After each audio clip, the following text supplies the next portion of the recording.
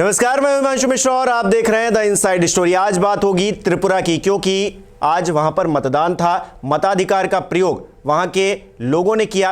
81.1% मतदान वहां पर हुआ है। लेकिन विधानसभा की 60 सीटों पर किसको कितनी सीटें मिलेंगी, ये आज जानने की, पहले से ही जानने की कोशिश करेंगे।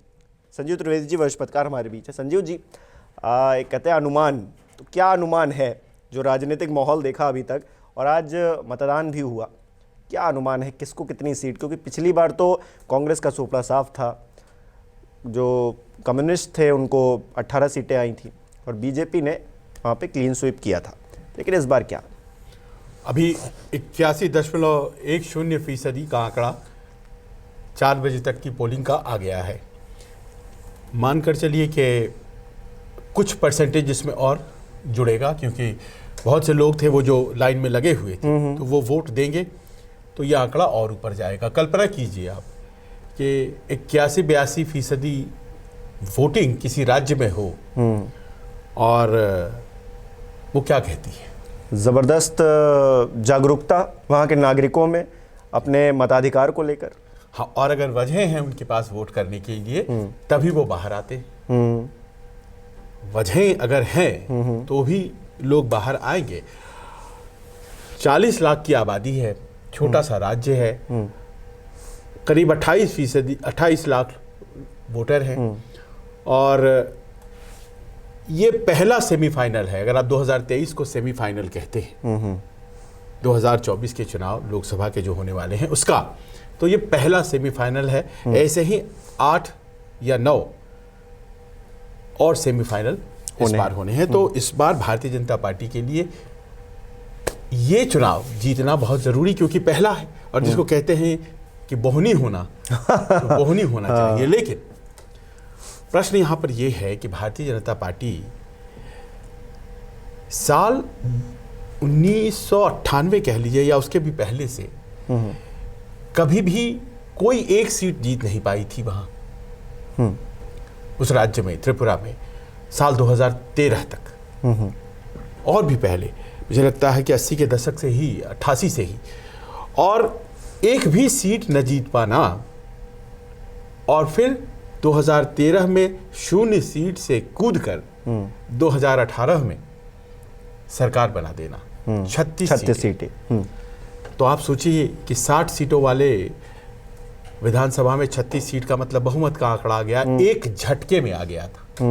एक झटके में 0 से शिखर जिसको कहा जाता है। तो ऐसे जब आपको बहुमत मिलता है तो बहुत सी उम्मीदों के साथ लेकर उन्होंने जो वादे किए हैं उसको पूरा करने को लेकर, अगर वो वादे पूरे हुए तो जाहिर है कि भारतीय जनता पार्टी को समर्थन मिलेगा। लेकिन अगर वो वादे पूरे नहीं हुए तो फिर जिस तरह से ये समर्थन मिला था, वो समर्थन अपने आप में तय कर देता है कि बहुत से लोगों को अगर निराशा हो जाएगी तो उलटफेर भी हो सकता है। और उलटफेर की इस बार कुछ वजह हैं वहां पर। अच्छा। और वो ये कि सबसे बड़ी बात वहां की जो ट्राइबल जनता है, जो आदिवासी जनता है, 20 सीटों पर ट्राइबल वोट्स हैं और ये जो 20 सीट हैं हमेशा तय करते हैं नतीजा सरकार की। पिछली दफा वहां भारतीय जनता पार्टी ने एक ट्राइबल पार्टी के साथ गठबंधन किया, IPFT, इंडिजिनस पीपल फ्रंट था ये IPFT, और IPFT और बीजेपी का गठबंधन रहा। 20 सीटों में से इस गठबंधन ने 18 सीटें जीती थी। आप सोचिए, 36 में से 18 सीटें तो यहीं से आ गई। अब IPFT क्या थी? वो एक ऐसी संस्था थी, एक ऐसा दल जिसने मांग उठा रखी है कि हमें ग्रेटर टिपरा लैंड चाहिए, यानी कि हमें एक अलग राज्य आदिवासियों का चाहिए जो कि त्रिपुरा से अलग हो। भारतीय जनता पार्टी ने उस वक्त दोस्ती का हाथ बढ़ाया। उन्होंने कहा आप हमारी मांग को मानेंगे तो हम आपसे दोस्ती करते हैं। बात बन गई उस समय। अचानक ये मांग धीरे धीरे जब उठाई गई तो इसमें इंटरेस्ट कमने लगा भारतीय जनता पार्टी का, और नतीजा ये हुआ कि आईपीएफटी जो है वो अपने आप में कमजोर और क्षीण होती चली गई, क्योंकि जिस मांग के दम पर चढ़कर ऊपर आई थी वो उसे पूरा किए जाने का कोई सुगबुगाहट नजर नहीं आ रहा था। बिप्लब देव साहब की सरकार चल रही थी और बीच में ऐसा हुआ कि उसके संस्थापक मर गए और उनकी मृत्यु हो गई। जो आईपीएफटी के संस्थापक थे, पार्टी जो है वो थोड़ा डिसैरे में आ गया और उसके बारे में ये हवा उड़ चली कि वो मांगे पूरा करने वाली नहीं है, वो मैंडेट को धोखा हो गया है। और आप सोचिए कि क्या हाल हो गया आईपीएफटी का कि पिछली दफा उस पार्टी को भारतीय जनता पार्टी ने 9 सीटें दी थी 60 में से। आप हमारे साथ गठबंधन करिए, 9 सीट पर आप लड़िए और 9 में से 8 वो जीते थे और 10 सीटें भारतीय जनता पार्टी ने उस 20 में से जीती, यानी कि 18 सीटें वहीं से आई थी। मात्र 2 सीटें सीपीएम ने जीती थी, जो पहले पूरे 20 जीत जाया करती थी। यानी कि भारतीय जनता पार्टी को वहां चुनाव जिताने में आईपीएफटी का रोल था। आज उसी आईपीएफटी को इस बार भारतीय जनता पार्टी ने मात्र 5 सीट दिए, जहां जिसे 9 दिया था उसे मात्र 5 देने का मतलब वो पार्टी कमजोर पड़ चुकी है। तभी तो एक सहयोगी होने के बावजूद खुद आपने 55 सीट रखा और उन्हें दिया सिर्फ 5, जो कि 9 पर आपने लड़ाया था, 8 जीत चुके थे और फिर भी आपने उसे 5 दिया, क्योंकि उनकी पार्टी से निकल करके लोग दूसरे दलों में चले गए।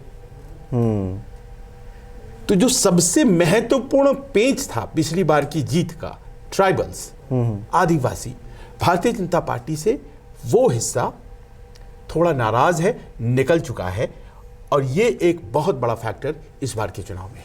कांग्रेस इतनी बेफिक्र क्यों? गुलमर्ग में राहुल गांधी घूम रहे हैं, ना प्रियंका पहुंची, ना खड़गे साहब पहुंचे। वहाँ पे कहा गया था कि और भी कुछ जो नामी गिरामी नेता हैं वो भी जाएंगे, बुलाया गया था बाकायदा, उनको नहीं पहुंचे, कोई इंटरेस्ट नहीं। पहला इलेक्शन है हिमांशु जहां पर गांधी परिवार का कोई व्यक्ति गया ही नहीं। ये पहला इलेक्शन, खड़गे जी भी नहीं गए, कोई गया ही नहीं। इसकी वजह ये थी कि पिछले चुनाव में कांग्रेस को आई 2% से भी कम वोट, जबकि सत्ता से बाहर होने के बावजूद 1993 में वो आखिरी दफा सत्ता में थी, 88 से 93, और उसके पहले 78, 1972 से 78 तक वो सत्ता में थी, और फिर बीच में थोड़े काल के लिए एक टर्म के लिए आई वो 1988 से 1993 के बीच में। उसके बाद से वो सत्ता में नहीं आई त्रिपुरा में। बावजूद इसके हर चुनाव में वो 2013 तक 40% वोट जीत जाया करती थी, लेकिन पिछली बार 2% जीती। उसकी वजह ये थी कि सारे के सारे vote bank Bharatiya Janata party में शिफ्ट हो गए। तो कोशिश भी नहीं करेंगे, उन्होंने कोशिश भी नहीं किया। उसकी वजह रही उन्हें 2% वोट था, भारतीय जनता पार्टी प्रचंड बहुमत और शासन चल रहा था, लेकिन लेफ्ट जो है वो अपने 40% वोट पर, 42% वोट पर वो तैनात थी। 43% वोट लेके बीजेपी और आईपीएफटी ने सरकार बना लिया था। मात्र 1% वोट का फासला लेफ्ट और बीजेपी के बीच था। तो बीच में जब आंदोलन होने लगे उस राज्य में कि भाई आपने तो ये नौकरियां कही थी, आपने तो कहा था कि ग्रेटर टिपरालैंड दे देंगे, अलग राज्य दे देंगे, कहाँ गया वो सब? तो उसके बाद पुलिस एक्शन भी हुए और सरकार पे यह आरोप लगा कि आप बहुत टफ हैंड से लोगों के आंदोलनों को दबा रहे हैं, आप अपने गुंडों को प्रमोट कर रहे हैं, आपके हाथ में ताकत है। एक बात फैल गई, तो ये जो मूवमेंट चला, फिर सड़कों पर लेफ्ट वाले उतरे। उनमें से कुछ लोग जाकर के बड़े नेताओं में कांग्रेस से उन्होंने बात की और कहा कि देखिए ऐसा है कि आपको भी हमारी मदद के लिए आना चाहिए, क्योंकि कॉमन एनिमी जो है वो भारतीय जनता पार्टी है। उन्होंने कहा आपको भी हरा दिया भारतीय जनता पार्टी ने, हमें भी हरा दिया, आपके तो वोट लेके चली गई। तो उस वक्त पहली बार ऐसा लगा कि कांग्रेस और लेफ्ट के बीच में एका हुआ है, दोनों साथ साथ आंदोलन करने लगे। जब चुनाव आए तो इस बार कांग्रेस सीपीएम के पास गई और उसने कहा कि साहब अब देखिए, हम लोगों ने एक साथ आंदोलन अगर किया है तो एक साथ चुनाव नहीं लड़ सकती क्या?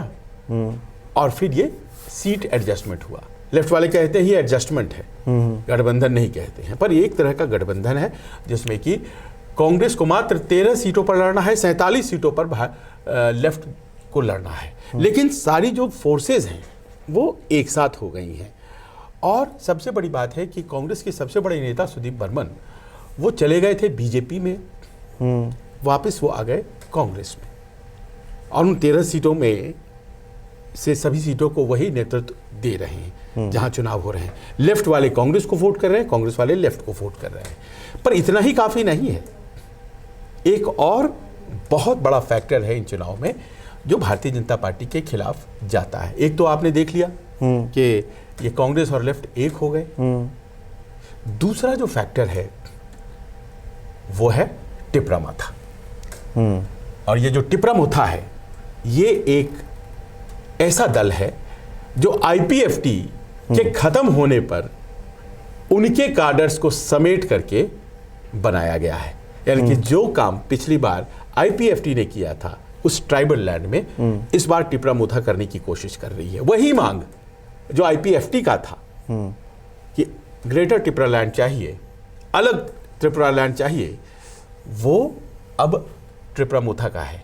और इसे लीड कर रहे हैं कांग्रेस के पूर्व अध्यक्ष रहे उस राज्य में प्रद्युत देव बर्मन। और प्रद्युत मानिक देव बर्मन एक नए युवा, बाहर त्रिपुरा से पढ़े लिखे, अच्छी हिंदी, अच्छी अंग्रेजी, अच्छी लोकल भाषा बोलने वाले वहाँ के राज परिवार के वो वारिस हैं। और उन्होंने वो ट्राइबल पार्टी बना ली है और उस 20 सीटों पर वो ज़बरदस्त फाइट में है। और सब कह रहे हैं कि इस बार गेम चेंजर जो हैं वो प्रद्युत देव बर्मन होने जा रहे हैं। न बीजेपी होने जा रही है, न कांग्रेस और लेफ्ट होने जा रही है। सरकार बनेगी तो उसमें बड़ा ही कॉमन फैक्टर ये चीज़ें रहेंगी। बहुत कम अंतर से क्या आप देख पा रहे हैं फाइट हो रही है? क्योंकि आपने कहा कि ये ट्राइबल्स हैं वो भी एक तरफ, वाम दल हैं वो भी एक तरफ, वाम दल जो है कांग्रेस भी एक तरफ। हालांकि कांग्रेस ज़्यादा इंटरेस्ट दिखा नहीं रही है, नहीं दिखाया उन्होंने, अब तो मतदान हो गया है। तो अगर जो कंपटीशन होगा, जो नतीजे आएंगे वो बहुत ज़्यादा मतलब क्लोज होने वाले हैं जैसे हिमाचल में थे। देखिए, एक चीज़ तो तय है कि भारतीय जनता पार्टी जो 36 सीटों पर थी वो आंकड़ा घटेगा। 36 सीटें उसे इस बार शायद ना आए। हालांकि दावे तो बहुत किए जा रहे हैं और मेहनत बहुत किया गया है। आप सोचिए कि 3 बार अमित शाह, 11 बार 3 बार प्रधानमंत्री, 11 बड़े हाई प्रोफाइल विजिट, प्रधानमंत्री का रोड शो, तमाम बड़े नेता वहाँ मौजूद, फिल्म स्टार्स और दूसरे नेता, सबों की रैलियाँ बहुत ज़बरदस्त तरीके से। पर ज़मीन पर दरअसल ये बातें आ गई हैं सामने और उन्होंने काम भी किया है। बहुत सी ऐसी योजनाएं जो केंद्र में थी, सीधे तौर पर वहाँ फ़ायदा हो रहा है। पर इस बार मैं देख रहा हूँ कि जो मैनिफेस्टोज हैं वहाँ सबसे बड़ी मांग जॉब्स की हर जगह है, वहाँ है तो कोई बड़ी बात नहीं। केवल एक बीजेपी है जिसके मैनिफेस्टो में जॉब्स का प्रॉमिस नहीं है। आप सोचिए कि कोई ऐसा मैनिफेस्टो नहीं है जहां पर कोई कह रहा हम 5 लाख जॉब, कोई कह रहा है हम इतने लाख जॉब्स देंगे हम। तो जनता पलट के पूछेगी ना 5 साल में कितने दिए, और जवाब दे। पिछली बार उनके मैनिफेस्टो में था।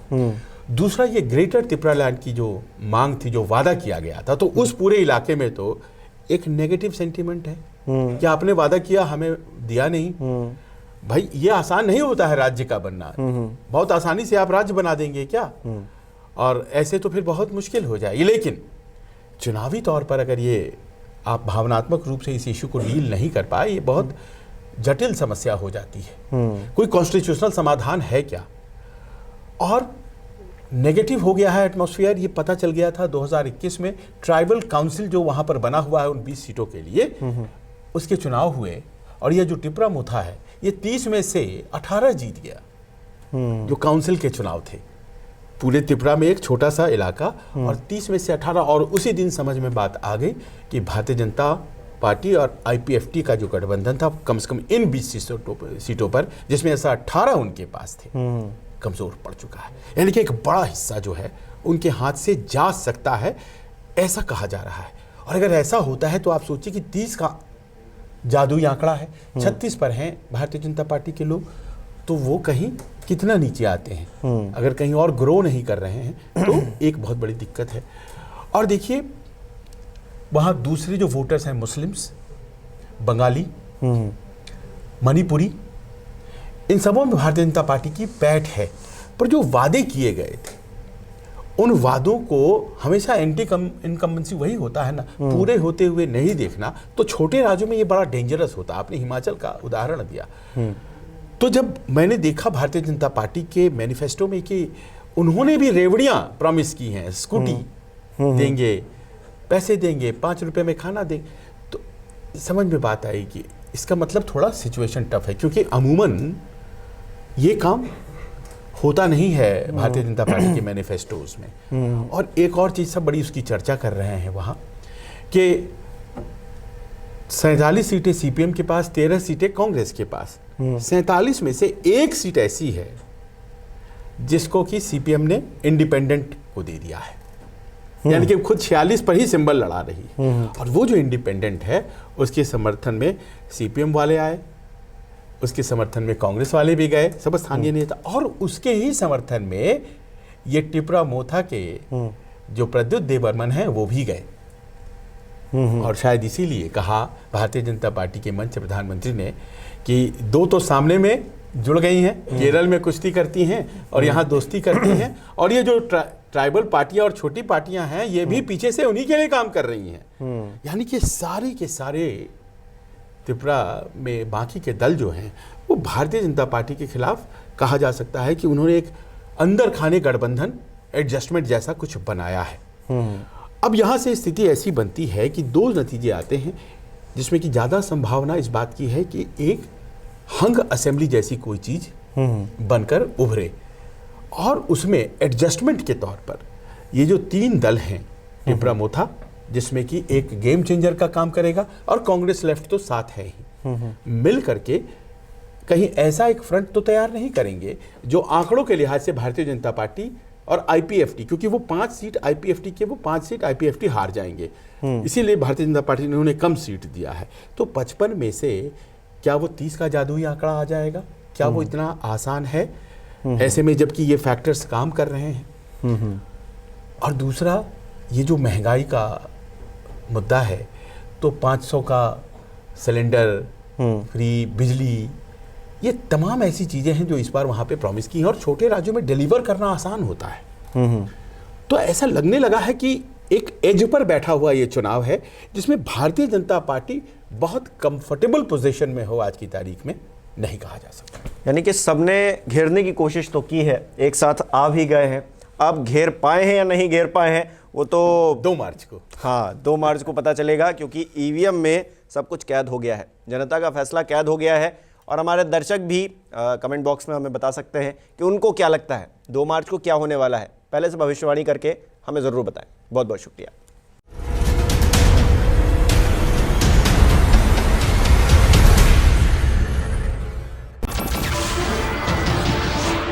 नमस्कार, मैं हूं मानक गुप्ता। अगर आपको हमारा ये वीडियो पसंद आया हो तो इसे लाइक और शेयर जरूर करें, और हाँ, हमें सब्सक्राइब और फॉलो करना ना भूलें ताकि आप देश और दुनिया की कोई खबर मिस ना करें। तो जुड़े रहिए हमारे साथ और देखते रहिए न्यूज़ 24।